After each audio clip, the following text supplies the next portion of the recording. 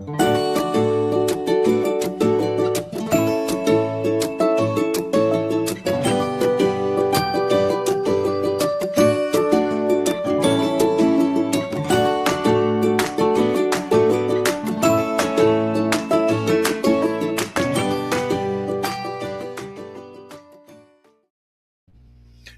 good morning, everyone. It is Sunday. Welcome to the Traveling Hypnotist and this special episode of the Monday Report.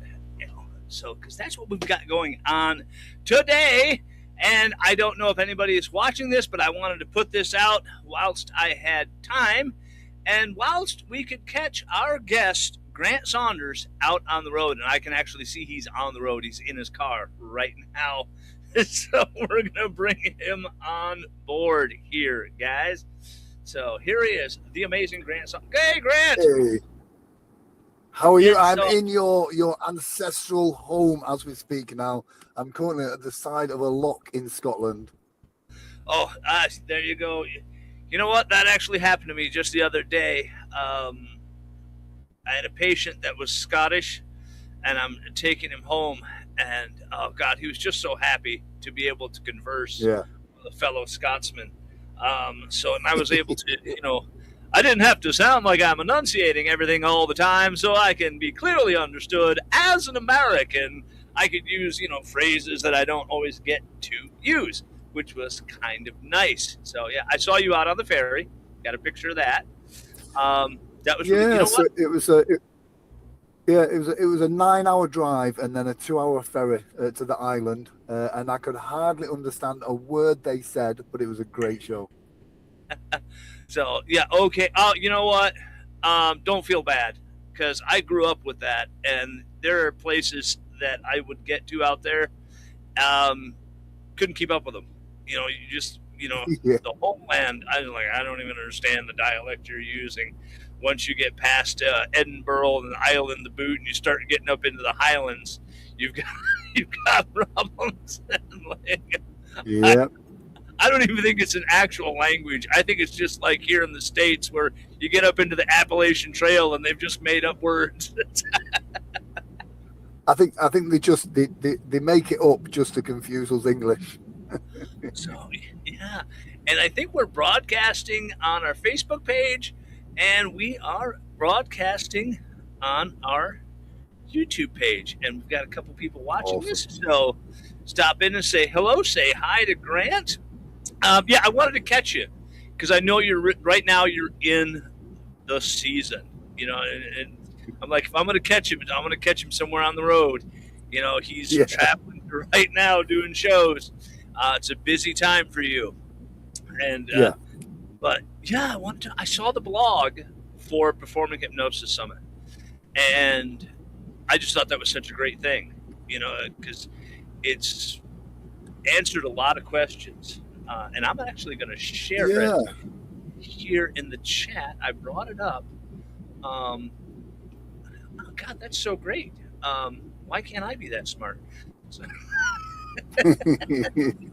I mean, I'm not taking all the credit for it. I mean, it was Brian Bay that actually wrote the article, but it's absolutely spot on. There's a lot of times when I think when we're going to, not just for going to conferences, but when we are traveling for shows, we just literally, we get our travel done, and we can be frazzled by it sometimes. And this with me. I've sometimes, because I have a busy schedule, everything is pretty much on time every time, and that means if something goes wrong, it all tumbles like a set of dominoes. Hence, I remember getting stuck in Dublin once when I was supposed to be at your conference. And so again, this trip that I'm on now, I actually thought, it's a big trip. Rather than getting up in the morning and then doing it all in one go, I thought I'm actually going to make a weekend of it. And so I actually booked out time on the Sunday and the Friday, so I can enjoy the journey. I can actually spend some time around the locks. I can enjoy some walks. I can arrive at the show, and I think, do you know what? When you do that, you're giving more the best chance for your show for your client. You're giving them the best shot. You're not turning up frazzled and tired and then getting through a show. It's like actually you're turning up refreshed, re-energized, and you're going to do so much more of a better show. And again, when it comes to networking and talking at conferences, you're going to arrive maybe a day beforehand, a couple of days beforehand, get settled, because it always takes a couple of days to kind of find your equilibrium as such. And then you're fresh, which means conversations you're having with your peers and your colleagues are going to feel better, rather than that usual conference stuff of like, oh, I'm so tired, I'm so tired, I'm so tired. You're re-energized, and it energizes the people around you. Yeah, I flew into the Irish Hypnosis Conference that year, and I, of course, remember I got stuck here because we had that huge ice storm, and that was it. I will say right now, I'm going to put this out there, and Grant will probably agree with me. That was the moment I realized that my ability to hop on the red-eye flight is now gone. You can do that in your 30s, maybe a little bit in your 40s. I'm going to be 56 this summer. So, hey, I just let the cat out of the bag. Everybody's always asking me that. So if they watch this video, they're going to say, oh, my God, he's old. But, yeah, I was frazzled. I got there. I mean, it was tough. And I just said to myself, that's it. Never again. I should have just told him, no, I'm taking this plane trip and been done with it. I said, all right, I'll hang around. I'll change my flight and I'll do some more emergency work stuff. Yeah.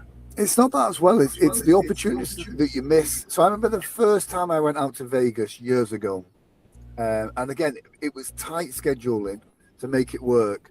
And I remember like an opportunity came up, controversial as it is. Justin Trans had a show in Vegas at the time. And he's like, come to the show. We'll have a chat afterwards. He'd got a little room afterwards. And so there was a few of us that went round. And it was like a Q&A and a chat and some networking. But the problem is literally I'm sat there just nodding. And my first encounter with him is he must have just thought, he's tired, he's jet lagged, he's burnt out, whatever. But it's like, it was such a missed opportunity. And I know many times when I've kind of, got there, and if you leave things to the last minute, if you try and fit it all in, you have this thing that you think, oh, I can do it. I can go through the night. I can stay up late. I can drink more coffee. I can do this. But then something happens.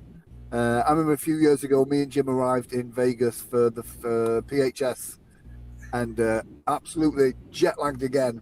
And just as I've crossed the road to get some water, there's Kevin Lapine there, and he is like, let's go do some Vegas shit. And I'm like, yeah, that's amazing. And I was just like so tired. And it's like, do you know what? If I'd have got there a couple of days earlier, I can find the balance, and then you do it fresh. So, but yeah. Yeah. So, yeah.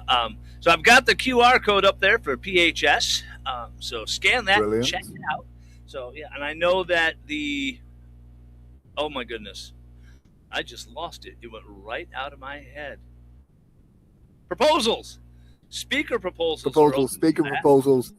Yes. So yeah, we've got till mid to late June to get your speaker proposal in, and yeah, it's gonna be good fun. I'm looking forward to this year.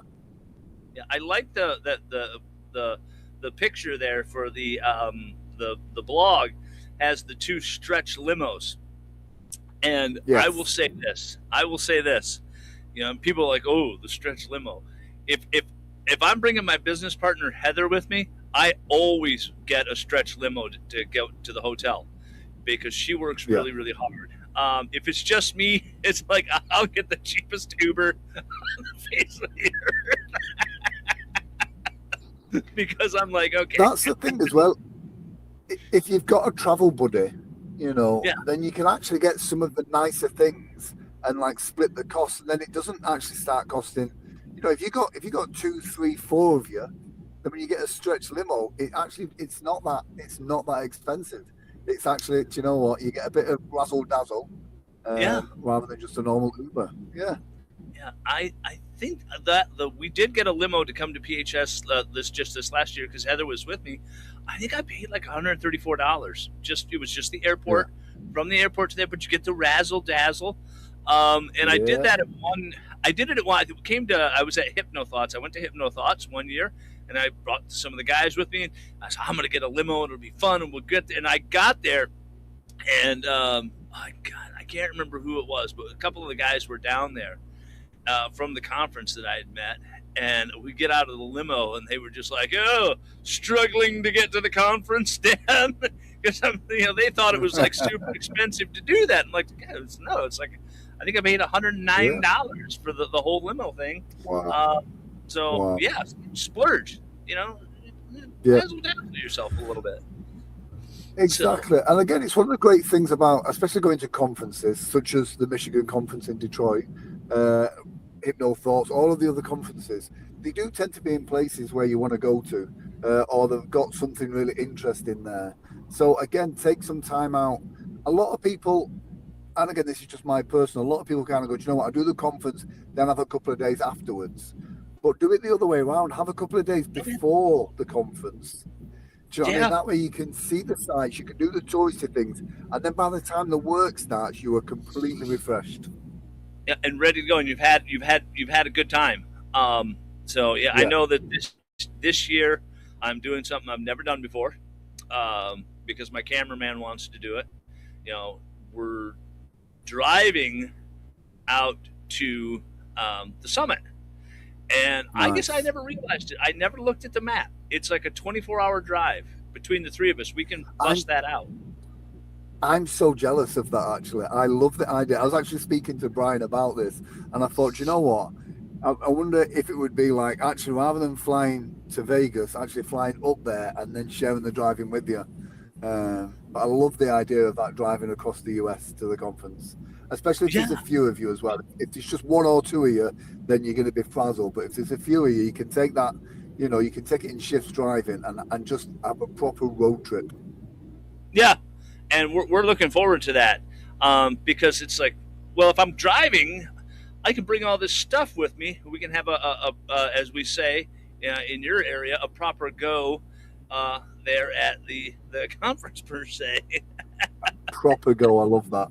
Yeah, but one of the things, and I will say this: if you guys are watching or you're watching this later on look at this blog, because it's the kind of community work that you don't see in conferences anymore.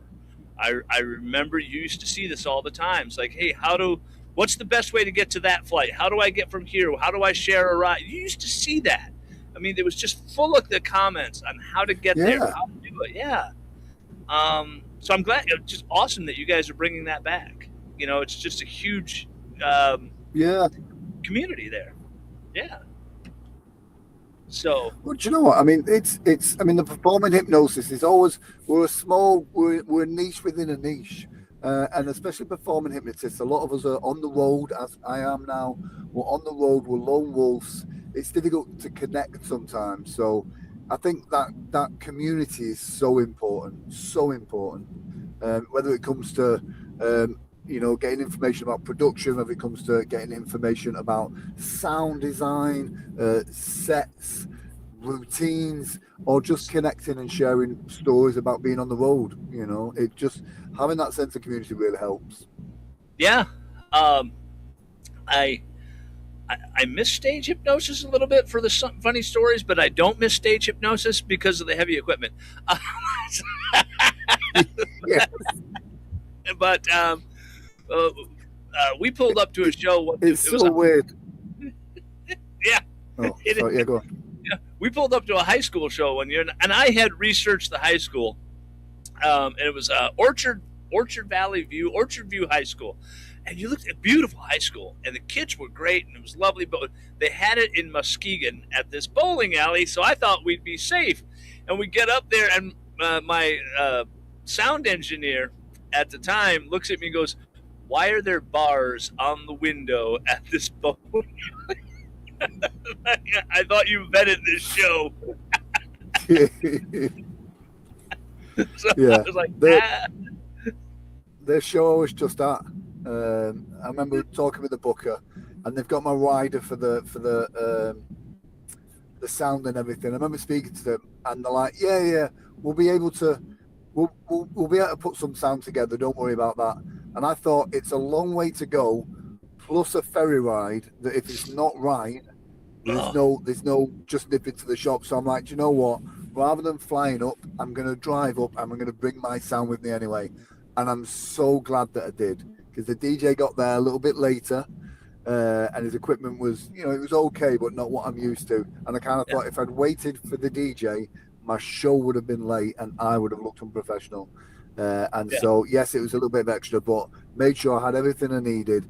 And I got to have a really nice weekend up in the north of Scotland. I mean, it's raining now, but, it was absolutely, it's been beautiful. I've still got another 6 hours left to do mine. Oh, wow. Oh, dude. So, well, I mean, isn't that part and parcel for the UK and Ireland and Scotland? I mean, don't you guys order extra rain out there for the year? Oh, exactly. It's how we wash away all of our sins is through the rain. This is holy water. I just got to go outside. Exactly. We could use some of that here in the States right now because I can't remember the last time it was this great. But anyways, where was I before we're getting off track? I want to talk about this, and then I know that Brian was kind of writing it out here. But for conferences or for training or going anywhere, we were just talking about this. The building the buffer zone, that buffer zone, those 2 days, and consider economy over first class per se, to save yourself some money. The thing is as well is that buffer zone's so important because life gets in the way sometimes. Stuff goes wrong sometimes. You have emergencies sometimes. And then if everything's left to the last minute, then all of a sudden stuff gets knocked on. And sometimes it's, look at your flights, plan it ahead a little bit. And so I know a couple of times now when I've come over to the US, rather than having a direct flight, I'll take like a 24-hour layover somewhere nice, like Florida or New York, and then, and make that a bit of a trip as well, if you know what I mean. It also then means I've got 24 hours in Florida or New York or wherever. So that's nice. Get some nice pictures for Instagram, but then get to kind of get that equilibrium back a little bit. And then I've only got a shorter flight, 4 or 5 hours or something from there onwards. And so, sometimes you can save yourself $100 by doing something, but then, you arrive in there tired and frazzled, or you could spend a little bit more and just kind of actually really enjoy the trip, enjoy the journey as well as the destination. So, yeah, I did that trying to go to Ireland. I did actually wind up spending more because I thought I'm going to arrive a day before or 2 days before, but it didn't work out. But I had planned on that. And I do that when I fly out to Vegas. I always try to come in like 2 days early so I can go do some Vegas stuff. I can get chilled out. I've got time to do my presentation. This year it didn't work out so great because of that winter storm cut us short. We had to come back. When that happened, that's when Gerald's like, we're driving next year. What I mean? Yeah. So, and I think, if when we come out there again, I'm going to schedule it on the back end for that same reason a little bit longer because, our flight got delayed, but we were already on the back end. We had an extra day. Weather's important too. And it mentioned that in the blog. Uh-oh. I lost you. Well, we lost Grant. So let's see if we get him back per se. He was I think he was about to say something profound. Because that's Grant. He says things that are incredibly profound. And I was just telling them that we lost you, and it sounded like you were getting ready to say something incredibly profound. Because I told them that's what you do. I can see you, but I think I've muted you now. Uh-oh.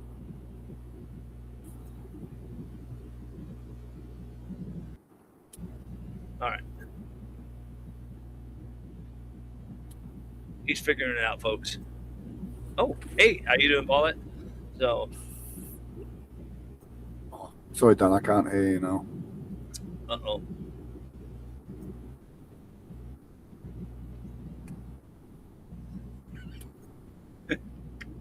Let me go out and come back in again. Okay. I can hear you.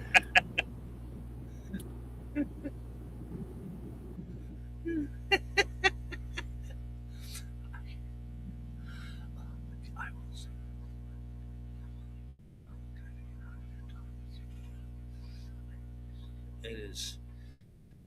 Okay. Yeah, we lost him again, but that's okay, guys. And I'm just sitting here waiting for him, and he's coming back. Here he comes. There's. All right.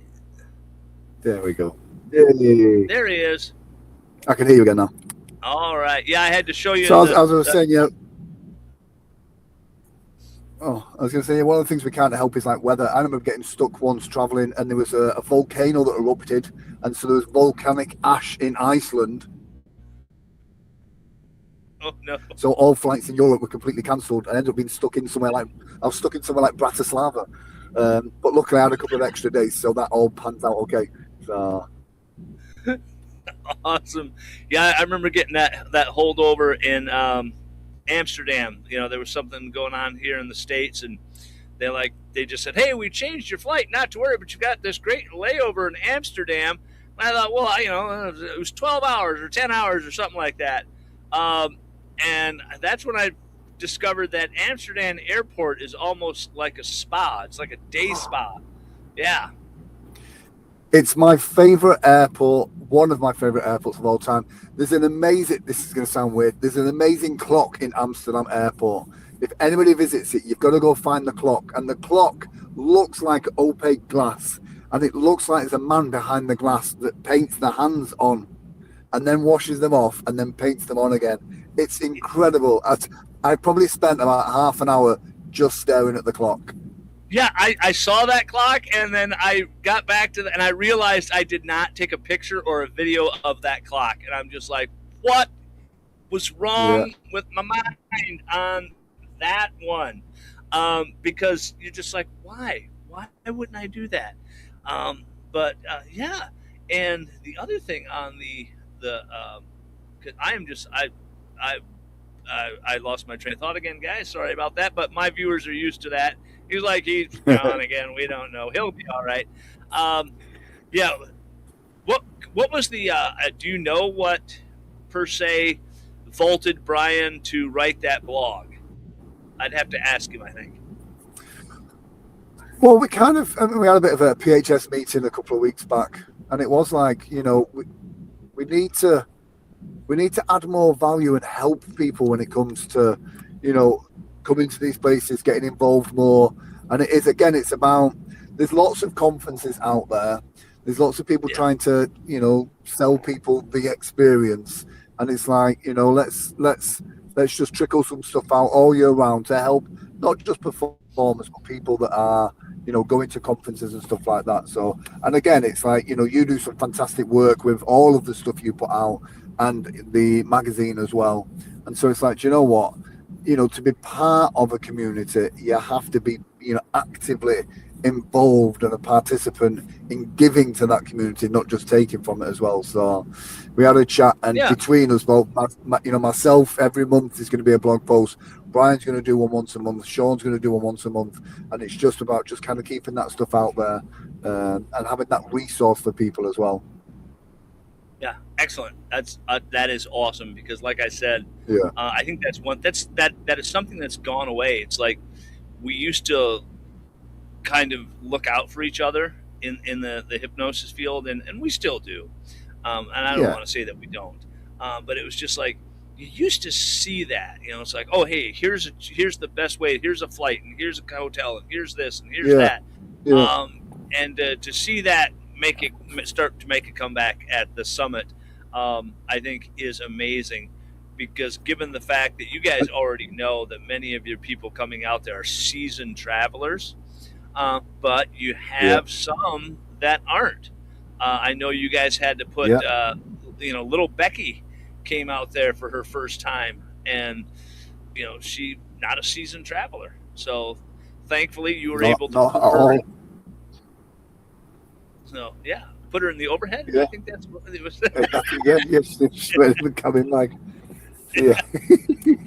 She saw that picture, and Brian was picking on her. It's like, why are you sitting down? I'm like, dude, she was standing up when that picture was taken. Like, I hate to tell you this, Brian.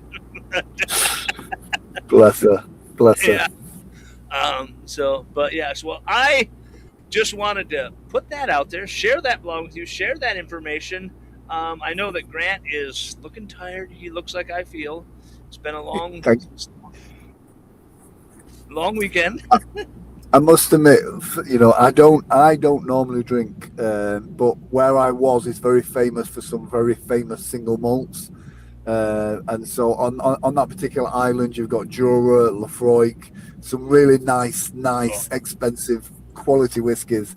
And so the owner of the place where I was like, would you just like one? I'm like, well, I don't really drink, but I'll have one, which led to two, two. which led to a few. So yeah, Yeah, I have a 3 beer rule because you don't want to see me on 4 because then it's just yeah, yeah. I'm that I get really loud and a little I should say if it's even possible for me to get louder. yeah. I was just thinking that, like, wow, I need to buy you 4 beers. Heather won't let it happen. I'm not. Yeah. No, I'm not allowed to have tequila either anymore. So, and Oh, that's me. That's my choice because I had to give it up. I mean, silver 1800 Patron. That would oh, lead to you'd have one shot, and then 9 more of their friends would cross the border with them. yeah. But I was opening the gate for them, so let's not blame the tequila. It's all So good. true. So Yeah, true. and free parking at the Gold Coast. You just park. I love that. Yeah. Yeah. Yeah. Uh, I must. I think the Gold Coast is you're close enough to the strip that if you want to walk to the strip, you can do. But you just off a little bit that you can get that free parking and everything else. So it's just it for us. It found like it's a happy medium in the middle. Like resort fees aren't too expensive, yeah. parking is free. You're close enough to the strip to walk down there as well. So yeah, and they've had a bit of a refurb as well since so last year. A couple of the restaurants were having a refurb. They're all open and everything now. So really excited for it. There's a Dunkin' Donuts there now as well. So Yeah, I don't know if Brian was that's a saying. selling point, but yeah. Well, Brian was saying you can finally get a proper latte. And I I and don't I know just about thought to that. myself, yeah, when he said it, I'm like Dunkin' Donuts. Yeah, I don't know about that. Oh, bless him. That was the first thing that popped into my head. Like, I don't Same, think same. that's the same thing that he's thinking of. I mean, you No, can get a cup of no. coffee, but even that is suspect. So, Yeah, yeah. but so okay, guys. Before we let him go, anything you want to tell him, Grant, on how to get to the summit, how to be at the summit? I think, yeah, just be there. Experience it. Come experience it. Come experience Vegas outside of like the normals of Vegas. But if anyone has any questions about PHS or anything whatsoever, then come and see me in Detroit at the Michigan Hypnosis Conference, which is a fantastic conference, which is one of my favorites, and I'm very, very much looking forward to that. I'll be there representing me as well as PHS. I'm trying to get Brian there as well. And so yeah, so that will be good, and I'm really looking forward to seeing everyone in Detroit. Alrighty, guys. Well, hey, I want to thank those of you who joined in. Make sure you put hashtag replay when you watch this, and check out the website, check out the blog for that PHS. Just really great. So, hey,